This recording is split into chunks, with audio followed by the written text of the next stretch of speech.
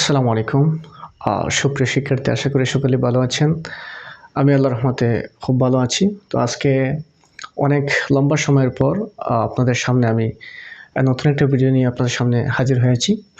তো আজকেই যে বিষয়টা নিয়ে আমরা আলোচনা করতে যাচ্ছি সেটা হচ্ছে তোমাদের নবম এবং দশম শ্রেণীর ইংলিশ পাঠ্য বইয়ের ইউনিট 3 এর লেসন 2 এর একটা সেন্টেন্স এখানে আমি লিখে রেখেছি বোর্ডের মধ্যে।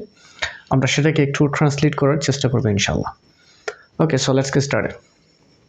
আচ্ছা, দেখি আমরা এখানে কি লেখা আছে। May Day or International Workers' Day is observed on May 1st all over the world today to commemorate the historical struggle and sacrifices for the working people to establish an 8-hour working day. এটা হচ্ছে একটা sentence. তো যে কোনো একটা sentence বাংলায় translate করার পূর্বে আমাদের উচিত হচ্ছে ওই সেন্টেন্সের ভার্ব কি সেটা প্রথমে ফাইন্ড আউট করা। তাহলে চলুন দেখি এই সেন্টেন্সের মধ্যে ভার্ব কোনটা। এখানে আমরা দেখতে পাচ্ছি অনেকগুলো ভার্ব আছে। যেমন একটা হচ্ছে অবজার্ভড, তারপর আছে কমেমোরেট, তারপর দেখতে পাচ্ছি এখানে পিপল টু এস্টাবলিশ এটা ওয়ার্ক। হ্যাঁ, তাহলে মোটামুটি এখানে 3টা ভার্ব দেখতে পাচ্ছি। তো এখানে এই বাক্যের মূল ভার্ব কোনটা সেটা হচ্ছে আমাদের মূল উদ্দেশ্য। আচ্ছা, তাহলে দেখেন কমেমোরেট তার আগে টু আছে, তার মানে এটা হচ্ছে ইনফিনিটিভ। এস্টাবলিশ তার আগে টু আছে, এটা হচ্ছে ইনফিনিটিভ, তার মানে এটা মূল ভার্ব হিসেবে ব্যবহৃত হতে পারবে না। অবজার্ভড এখানে একটা ভার্ব দেখতে পাচ্ছি আমরা, তার আগে কি আছে, অক্সিলিয়ারি ভার্ব আছে। তাহলে এই ভার্বটা কোন ফর্মে আছে সেটা আমাদেরকে বুঝতে হবে। এই দেখেন অবজার্ভড, এটা ভার্বের 3 নম্বর ফর্ম। এটা হচ্ছে ভার্ব 3। আমরা জানি ভার্বের টোটাল 3টা ফর্ম আছে, প্রেজেন্ট ফর্ম, পাস্ট ফর্ম এবং পাস্ট পার্টিসিপাল ফর্ম। তো এই সেন্টেন্সের মধ্যে ওই ভার্বটা মানে মেইন ভার্বটা আছে 3 নম্বর ফর্মে এবং তার আগে একটা অক্সিলিয়ারি ভার্ব আছে। তো আমরা জানি কোনো ভার্ব যদি 3 নম্বর ফর্মে থাকে, মেইন ভার্বটা 3 নম্বর ফর্মে থাকে অর্থাৎ পাস্ট পার্টিসিপাল ফর্মে হয় এবং তার আগে যদি অক্সিলিয়ারি ভার্ব থাকে তাহলে সেটাকে বলে প্যাসিভ সেন্টেন্স। দারুণ না? ওই সেন্টেন্সটা কি অ্যাক্টিভ না প্যাসিভ? প্যাসিভ। আচ্ছা, তাহলে অবজার্ভ মানে হচ্ছে পালিত হওয়া বা পালন করা। পালন করা, অবজার্ভ মানে হচ্ছে পালন করা। আর যেহেতু এখানে প্যাসিভ সেন্টেন্সে আছে তাহলে তার অর্থটা হবে পালিত হওয়া। পালিত হওয়া এবং কে পালিত হয়? মে ডে, এটা হচ্ছে আমাদের সাবজেক্ট। কে পালিত হয়? May Day. অথবা মানে অথবা ইন্টারন্যাশনাল ওয়ার্কার্স ডে, আন্তর্জাতিক এই শ্রম দিবস বা শ্রমিক দিবস যেটাকে বলা হয় আর কি। আমরা জানি প্রতি বছর মে মাসের 1ম তারিখ অর্থাৎ 1 তারিখে পহেলা মেতে একটা দিবস পালিত হয় সারা বিশ্বব্যাপী। সেটাকে আন্তর্জাতিক শ্রমিক দিবস হিসেবে উদযাপিত করা হয়। তো সেটা নিয়ে এখানে আলোচনা করা হচ্ছে। এখানে বলা হচ্ছে যে May Day or international workers day, তার মানে মে ডে অথবা international workers day is observed, পালিত হয়। তাহলে এটা হচ্ছে আমাদের subject. May Day or international workers day এটা হচ্ছে আমাদের সাবজেক্ট। তারপর ইজ অবজার্ভড, পালিত হয়। দেখেন এই ভার্বের সাথে এখানে অক্সিলিয়ারি ভার্ব ইজ আসছে, তাহলে এটা কোন টেন্সে হবে? ডেফিনেটলি এটা প্রেজেন্ট ইনডিফিনিট টেন্সে হবে। আচ্ছা, এই যে দিবসটা পালিত হয় কবে পালিত হয়? On May 1st। দেখেন মেটা হচ্ছে একটা মাসের নাম, একটা মাসের নাম এবং এটা কোন noun? Proper noun. Thank you. এটা হচ্ছে কোন নাউন? Proper noun. দেখেন মে এর প্রথম অক্ষরটা কি? ক্যাপিটাল লেটার হয়েছে। আমরা জানি প্রপার নাউনের এই প্রথম অক্ষরটা সবসময় কী হবে? ক্যাপিটাল লেটার হবে। আচ্ছা, তাহলে মাসের আগে এখানে প্রিপজিশন কি বসেছে?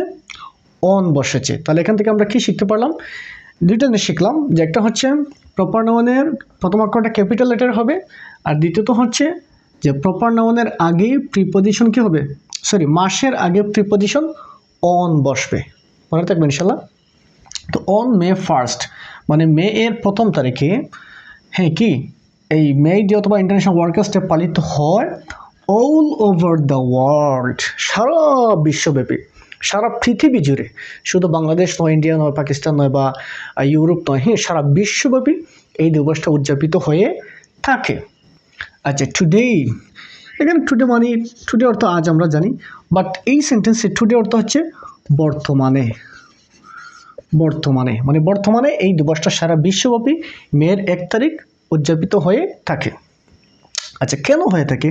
এখানে টু ইনফিনিটিভ, টু এর পরে যদি কোনো ভার্ব আসে তাহলে তার অর্থটা হবে যে আগের যে মানে কাজ সেটার উদ্দেশ্যটা কিন্তু তারা বর্ণনা করছে। মানে ইনফিনিটিভের পরে যে ভার্বটা আসবে আগের ভার্বটার উদ্দেশ্যটা তারা বর্ণনা করবে, ডেসক্রাইব করার চেষ্টা করবে। তাহলে ওই মে দিবসটা কেন পালন করা হয়? টু কমেমোরেট, কমেমোরেট মানে হচ্ছে স্মরণ করা, স্মরণ করা। তাহলে টু কমেমোরেট স্মরণ করতে, টু কমেমোরেট স্মরণ করতে, কি স্মরণ করতে? দ্য হিস্টোরিক্যাল স্ট্রাগল, স্ট্রাগল মানে হচ্ছে সংগ্রাম, হিস্টোরিক্যাল মানে হচ্ছে সংগ্রাম, লড়াই ইত্যাদি। তাহলে হিস্টোরিক্যাল, হিস্টোরি থেকে হিস্টোরিক্যাল মানে ঐতিহাসিক সংগ্রাম, ঐতিহাসিক যুদ্ধ, ঐতিহাসিক লড়াই, অ্যান্ড স্যাক্রিফাইসেস এবং আত্মত্যাগ, উৎসর্গ। তাহলে এখানে দেখেন এই এন্ড দ্বারা দুইটা জিনিস যুক্ত হয়েছে, একটা হচ্ছে হিস্টোরিক্যাল স্ট্রাগল, আরেকটা হচ্ছে স্যাক্রিফাইস। এই দুইটা শব্দকে এন্ড যুক্ত করেছে। তাহলে ঐতিহাসিক সংগ্রাম এবং ঐতিহাসিক এবং যে আত্মত্যাগ বা উৎসর্গ কার?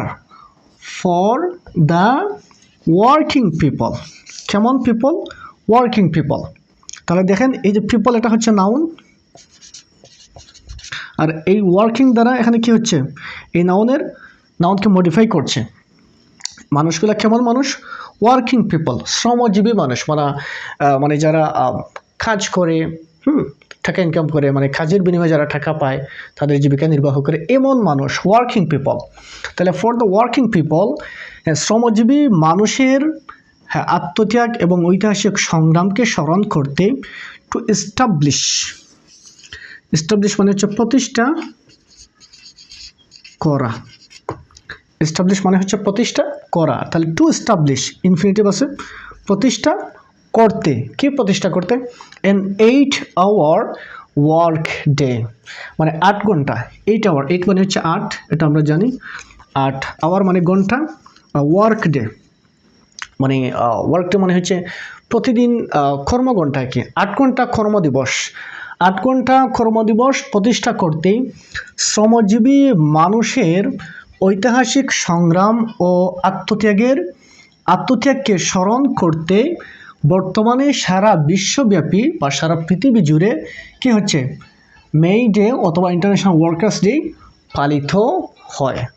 সো এটা হচ্ছে এই বাক্যের বাংলা ট্রান্সলেশন। তো এভাবে যদি আমরা ব্যঙ্গে ট্রান্সলেশনগুলো শিখতে পারি, তো আশা করি যে তোমাদের এই যে প্যাসেজ থেকে আনসার করতে সমস্যা হবে না ইনশাল্লাহ। তো এটা হচ্ছে আমাদের শুরু। তোমাদের ভালোবাসা এবং দোয়া থাকলে মানে প্রতিদিন আমরা এরকম ভিডিও আপলোড করার চেষ্টা করবো ইনশাল্লাহ। তো সবাই ভালো থাকেন, সুস্থ থাকেন। আসসালামু আলাইকুম।